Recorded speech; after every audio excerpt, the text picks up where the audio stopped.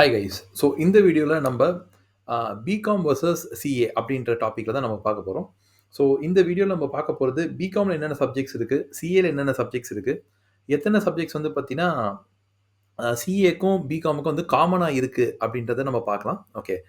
So அது நம்ம பார்க்க போகிறோம். மற்றபடி பார்த்தீங்கன்னா இதில் எந்த கோர்ஸ் எவ்வளோ செலவாகும், என்ன சேலரி கிடைக்கும், ஓகே, அதில் அது தவிர்த்து எத்தனை சப்ஜெக்ட்ஸ் இருக்குது இதில், ஓகே. ஸோ இதுக்கு என்ன என்ட்ரன்ஸ் எக்ஸாம் இருக்கா, ஓகே, அப்படின்றது நம்ம இதில் பார்க்க போகிறோம். இது வந்து பாசிங் பர்சன்டேஜ் எப்படி இருக்கணும் நம்ம பார்க்கலாம். ஓகே.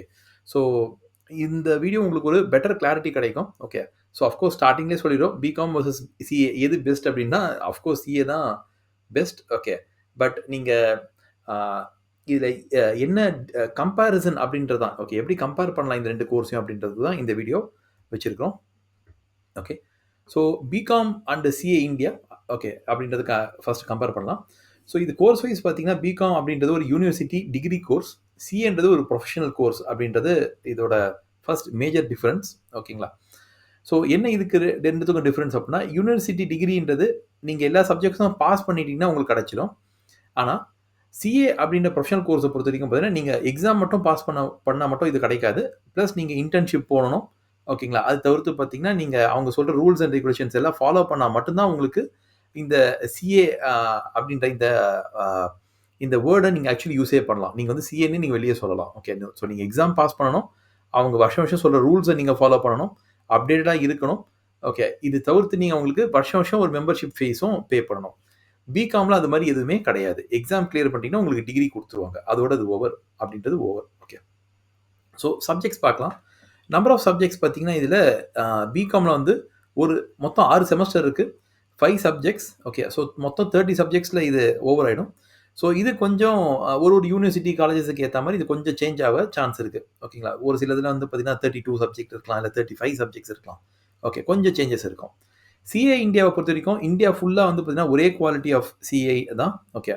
ஸோ உங்களுக்கு ஃபவுண்டேஷன், ஓகே, மொத்தம் இதில் 3 லெவல் இருக்குது. 3 லெவல்: ஃபவுண்டேஷன், இன்டர், ஃபைனல்.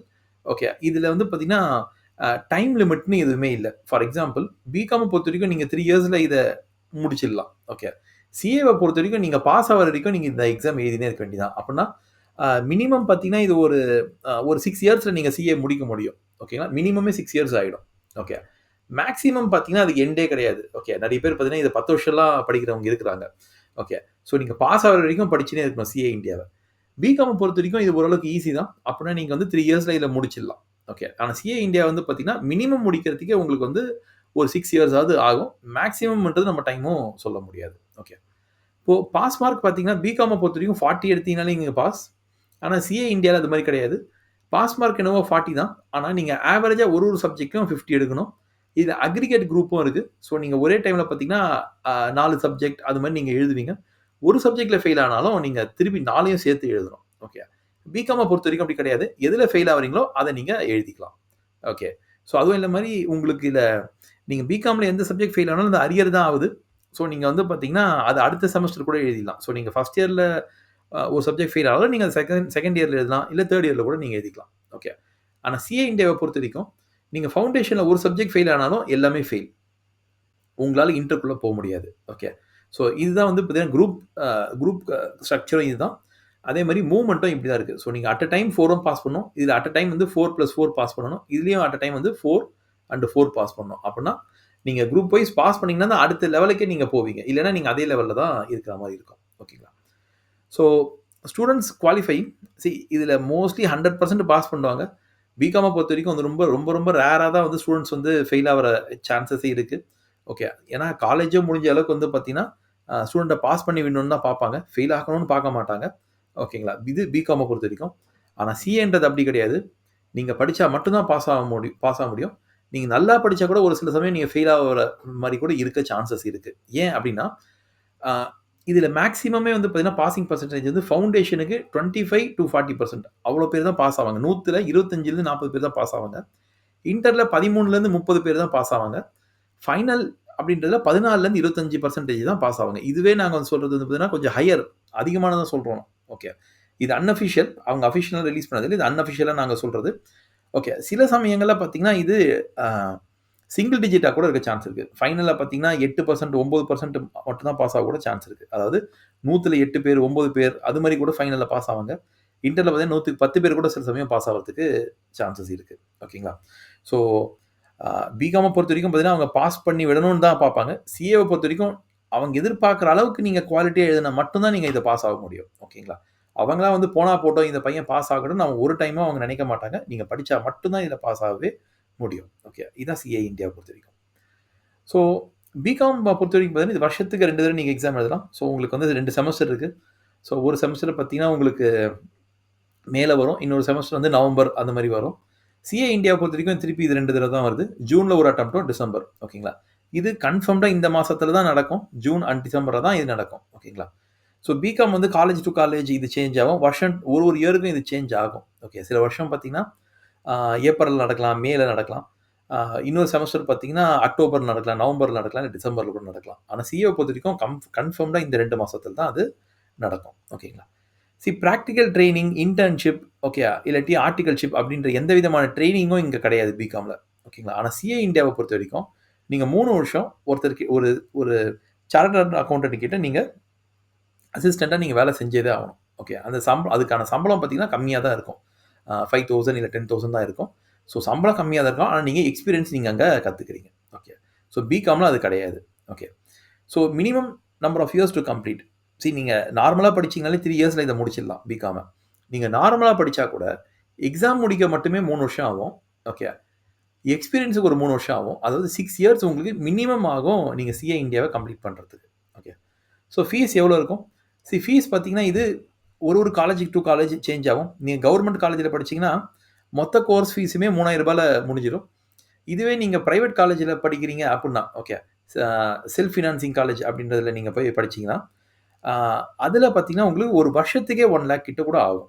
ஓகேங்களா? ஸோ நீங்க எங்க படிக்கிறீங்கன்றத பொறுத்து தான். ஸோ இது ஒரு வருஷத்துக்கு பார்த்தீங்கன்னா, ஒரு ரூ. 3000லேருந்து ரூ. 1,00,000 வரைக்கும் இதுக்கு ஃபீஸ் இருக்கு. நீங்க எந்த காலேஜ்ல சேர போறீங்கறத பொறுத்து தான் இந்த ஃபீஸ் இருக்கு. ஓகேங்களா? சிஏ இந்தியாவ பொறுத்தவரைக்கும் இந்தியா ஃபுல்லா ஒரே ஃபீஸ் தான். ஓகேங்களா?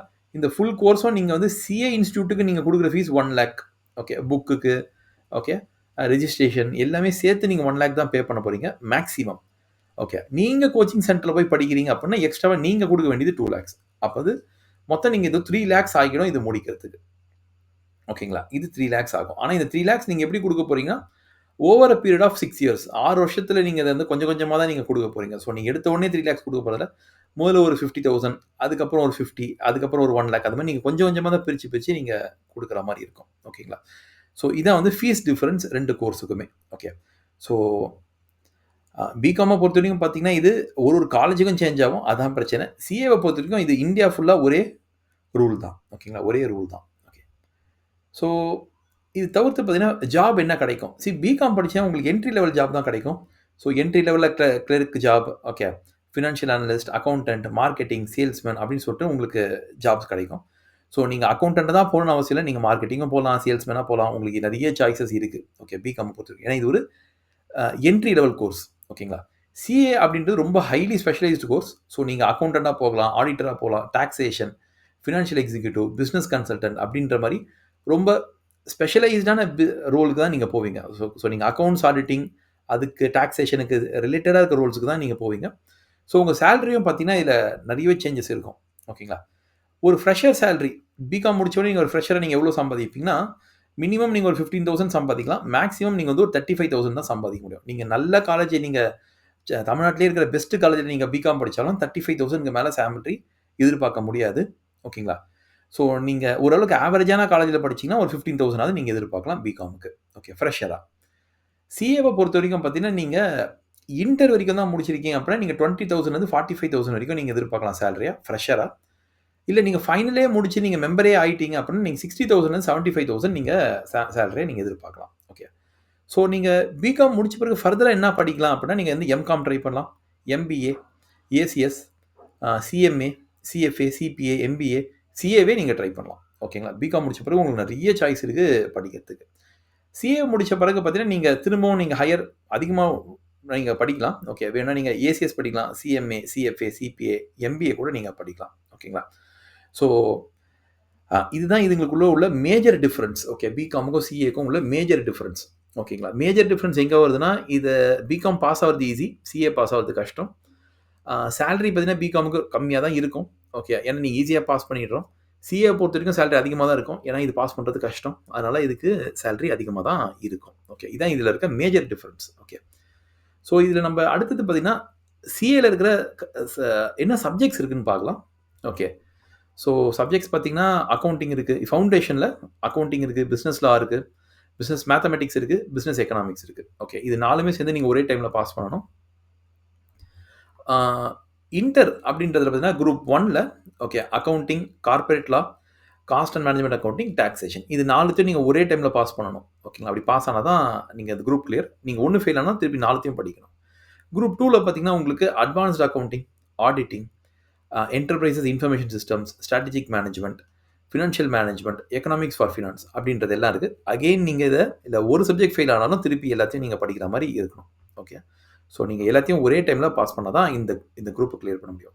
இந்த 2 குரூப்பையும் நீங்க கிளியர் பண்ணிட்டீங்க, பாஸ் பண்ணிட்டீங்கன்னா, நீங்க அடுத்த லெவலுக்கே போக முடியும். ஸோ அடுத்த லெவல்ன்றது ஃபைனல். ஃபைனல்லயும் திருப்பி இதே தான். 2 குரூப் இருக்கு. 2த்தையும் நீங்க பாஸ் பண்ணீங்கன்னா தான் நீங்க சிஏவே கம்ப்ளீட் பண்ணீங்கன்னு அர்த்தம். ஓகே. ஸோ என்னென்ன இருக்குன்னு பார்த்தீங்கன்னா, financial reporting, strategic financial management, advanced auditing and professional ethics, corporate and economic law, strategic cost management and performance evaluation, elective paper, direct tax law and international taxation, indirect tax laws. திரும்பவும் நாங்க அதையே சொன்ன அதே rule தான். இதுல இந்த குரூப்ல இந்த 4 பேப்பர்ல எதுனா 1 ஃபெயில் ஆனாலும், அந்த குரூப்ப நீங்க திருப்பி எழுதணும். இந்த குரூப்ல நீங்க எதுனா 1 ஃபெயில் ஆனாலும், அந்த 4 பேப்பரையும் திருப்பி நீங்க எழுதி தான் ஆகணும். இந்த ஃபைனல் அப்படின்றது பாஸ் பண்றது எப்ப நமக்கு குடுப்பாங்க அப்படின்னா, நீங்க இந்த 2 குரூப்பையும் நீங்க பாஸ் பண்ணா மட்டும் தான் குடுப்பாங்க. ஓகே. ஸோ நீங்க இந்த குரூப் தனித்தனியா எழுதிக்கலாம். இத வந்து பார்த்தீங்கன்னா, நீங்க மேல எழுதலாம். இத நீங்க வந்து சாரி இது நீங்க ஜூன்ல எழுதலாம். இது நீங்க டிசம்பர்ல எழுதலாம். அதுல ப்ராப்ளம் இல்ல. இல்ல ஒண்ணா சேர்த்து கூட நீங்க எழுதலாம். அதுல ப்ராப்ளம் இல்ல. ஆனா, இதுல ஒரு பேப்பர் ஃபெயில் ஆனாலும் இது தனியா எழுதணும். 4த்தையும் சேர்த்து. இதுல எதுனா ஒண்ணு ஃபெயில் ஆனாலும் தனியா எழுதணும். ஓகே. ஸோ ஆனா நீங்க 2த்தையும் சேர்த்து தான் எழுதணும். குரூப் 1ம், குரூப் 2ம் சேர்த்து எழுதணும்னு எதுவும் ரூல்ஸ் கிடையாது. ஓகே. ஆனா நீங்க இந்த 2த்தையும் நீங்க பாஸ் பண்ணீங்கன்னா, குரூப் 1, 2 இதெல்லாம் பாஸ் பண்ணீங்கன்னா தான் நீங்க ஃபைனலே பாஸ். ஓகே. அப்பதான் நீங்க வந்து சார்ட்டர்ட் அக்கவுண்டன்ட் அப்படின்னு குடுப்பாங்க. ஓகே. ஸோ லாஸ்ட் இதுல என்ன பார்க்கலாம், நீங்க பிகாம் அண்ட் சிஏ ஓகே 2த்தையும் சேர்த்து நான் படிக்கலான்னு இருக்கிறேன். ஓகே. அப்படின்னு நீங்க நினைச்சீங்கன்னா, உங்களுக்கு நெறைய அட்வான்டேஜ் இருக்கு. ஏன்னா, பிகாம கம்பேர் பண்ணும்போது நீங்க சிஏல அ நெறைய படிப்பீங்க. ஓகே. நெறைய படிக்க வேண்டியது இருக்கும். அப்டின்னா உங்களுக்கு அது பிகாம் படிக்கிறதுக்கு ரொம்ப யூஸ்ஃபுல்லா இருக்கும். ஸோ சிஏ படிக்கிற ஸ்டூடண்ட்ஸ் பார்த்தீங்கன்னா, பிகாம்க்கு பெருசா எஃபர்ட்டே போடாம அவங்க பாஸ் பண்ணிடுவாங்க பிகாம. ஏன் அப்டின்னு பார்த்தீங்கன்னா, சிஏல ரொம்ப டெப்த்தா அதிக படிக்கிறதால இந்த பிகாம்ன்றது அவங்களுக்கு ஒண்ணுமே இல்லாத ஒரு விஷயம். ஈஸியா பாஸ் பண்ணிடுவாங்க. ஓகே. ஸோ என்னென்ன சப்ஜெக்ட்ஸ்லாம் வந்து காமனா இருக்கு அப்டின்றத நம்ம பார்க்கலாம். ஓகே. ஸோ செமஸ்டர் 1ல பார்த்தீங்கன்னா, காமனா இருக்கிறத மட்டும் நம்ம ஹைலைட் பண்ணிக்கலாம். ஸோ காமனா இருக்கிறது பார்த்தீங்கன்னா, உங்களுக்கு financial accounting and business economics வந்து சிஏல இருக்கு. ஓகே. இங்க பிகாம விட சிஏல அதிகமா இருக்கும். ரொம்ப அதிகமா இருக்கும். ஸோ நீங்க சிஏ படிச்சுட்டீங்கன்னா, பிகாம் ஃபினான்ஷியல் அக்கவுண்டிங்லாம் ஒண்ணுமே இல்ல. ஈஸியா நீங்க பாஸ் பண்ணிடலாம். ஓகேங்களா? ஸோ இதான் செமஸ்டர் 1க்கான சப்ஜெக்ட். ஓகே. ஸோ இது தவிர்த்து உங்களுக்கு கம்யூனிகேட்டிவ் இங்கிலீஷும் சிஏல வரும். ஓகே. ஸோ உங்களுக்கு அதுவும் ஹெல்ப்ஃபுல்லா இருக்கும். நாங்க மெயின் சப்ஜெக்ட்ஸ் மட்டும் தான் இங்க எடுத்து எக்ஸ்பிளைன் பண்றோம். ஓகே. செமஸ்டர் 2ல பார்த்தீங்கன்னா, உங்களுக்கு அட்வான்ஸ்ட் ஃபினான்ஷியல் அக்கவுண்டிங் இதுவும் சிஏல இருக்கு. பிரின்சிபல்ஸ் ஆஃப் மேனேஜ்மென்ட் ஓரளவுக்கு சிஏல இருக்கு. ஓகே. இந்தியன் எக்கானமி சிஏல இருக்கு. ஓகே. ஸோ கிட்டத்தட்ட உங்களுக்கு 4 பேப்பர்ஸ் வந்து ஃபுல்லாவே இருக்கு. எக்ஸ்ட்ரா ஒரு 2 பேப்பர்ஸ் கூட உங்களுக்கு இருக்கு. கிட்டத்தட்ட ஒரு 6 பேப்பர்ஸ் கிட்ட கவர் ஆயிடுது உங்களுக்கு ஃபர்ஸ்ட் 2 செமஸ்டர்லயே. செமஸ்டர் 3ல பார்க்கலாம். கார்ப்பரேட் அக்கவுண்டிங், பிசினஸ் லா இது 2மே வந்து உங்களுக்கு சிஏல இருக்கு. ஓகே. பிசினஸ் ஸ்டாட்டிஸ்டிக்ஸ் சிஏல ரொம்ப அதிகமாவே இருக்கு. ஸோ நீங்க ஈஸியா அத பாஸ் பண்ணிடலாம். ஓகே. கிட்டத்தட்ட செமஸ்டர் 3ல பார்த்தீங்கன்னா 3 சப்ஜெக்ட்ஸ் உங்களுக்கு சிஏல இருக்கு. ஸோ நீங்க பிகாம்ல எக்ஸ்ட்ரா படிக்க போனது பார்த்தீங்கன்னா, கிட்டத்தட்ட 6 மாசம் இந்த செமஸ்டர்ல நீங்க பிகாமுக்காக படிக்க போறது 2டே சப்ஜெக்ட் தான். ஓகே. 2டே சப்ஜெக்ட் தான் நீங்க படிக்க போறீங்க. மீதி மீதி எல்லா 3 சப்ஜெக்ட்டும் நீங்க சிஏலயே படிச்சிடுவீங்க. ஓகே. ஸோ செமஸ்டர் 4ல நீங்க படிக்க போறது பார்த்தீங்கன்னா, சிஏல advanced corporate accounting, company law, indirect taxation இதெல்லாம் நீங்க சிஏல படிச்சிடுவீங்க. அப்பன்னா செமஸ்டர் 4ல பார்த்தீங்கன்னா, நீங்க எக்ஸ்ட்ராவா படிக்க போறது 2 சப்ஜெக்ட் தான். ஓகே. 2 சப்ஜெக்ட் தான் நீங்க எக்ஸ்ட்ராவா பிகாமுக்காக படிக்க போறீங்க. ஓகே. இது தவிர்த்து பார்த்தீங்கன்னா, செமஸ்டர் 5ல elements of cost accounting, practical auditing, financial management, income tax கிட்டத்தட்ட இந்த 4 சப்ஜெக்ட்டுமே சிஏலயே இருக்கு. ஓகேங்களா? வெறும் நீங்க பிகாம்ல எக்ஸ்ட்ரா படிக்க போறது logistics and supply chain management மட்டும் தான் எக்ஸ்ட்ராவா நீங்க படிக்க போற சப்ஜெக்ட். ஓகே. இது தவிர்த்து செமஸ்டர் 6ல பார்த்தீங்கன்னா, cost accounting, management accounting, income tax law, portfolio management. Okay. கிட்டத்தட்ட இந்த 4 சப்ஜெக்ட்டுமே வந்திருக்கு. ஸோ நீங்க எக்ஸ்ட்ராவா நீங்க படிக்க போறது வெறும் ஆன்டர்பிரினியரல் டெவலப்மெண்ட். ஓகே. ஸோ கிட்டத்தட்ட 30 சப்ஜெக்ட் பிகாம்ல இருக்கு. அந்த 30 சப்ஜெக்ட்ல நீங்க சிஏலயே பார்த்தீங்கன்னா, சிஏலயே நீங்க வந்து இந்த எவ்வளோ படிப்பீங்கன்னா, கிட்டத்தட்ட ஒரு 20 சப்ஜெக்ட் நீங்க சிஏல படிச்சிடுவீங்க. ஓகேங்களா? ஒரு செமஸ்டருக்கு நீங்க பிகாம்க்கு பார்த்தீங்கன்னா, 1 இல்ல 2 சப்ஜெக்ட் தான் நீங்க புதுசா படிக்க போறீங்க. ஓகே. ஸோ நீங்க சிஏ படிச்சிட்டீங்கன்னா, உங்களுக்கு பிகாம்ன்றது ஒண்ணுமே இல்லாத ஒரு விஷயம் ஆயிடும். ஈஸியா நீங்க பாஸ் பண்ணிட்டு போயின்னே இருக்கலாம். ஆனா என்னன்னா, சிஏ படிக்கிறது தான் உங்களுக்கு டஃப்பா இருக்கும். ஓகேங்களா? ஸோ அதுதான் நீங்க ரெடியா இருக்கணும். ஓகே. ஸோ நீங்க சொல்லுங்க. ஸோ நீங்க பிகாம் மட்டும் ஜாயின் பண்ண போறீங்களா? இல்ல சிஏ மட்டும் ஜாயின் பண்ண போறீங்களா? இல்ல பிகாம் அண்ட் சிஏ ஜாயின் பண்ண போறீங்களா? அப்படின்றத நீங்க கமெண்ட்ல போடுங்க.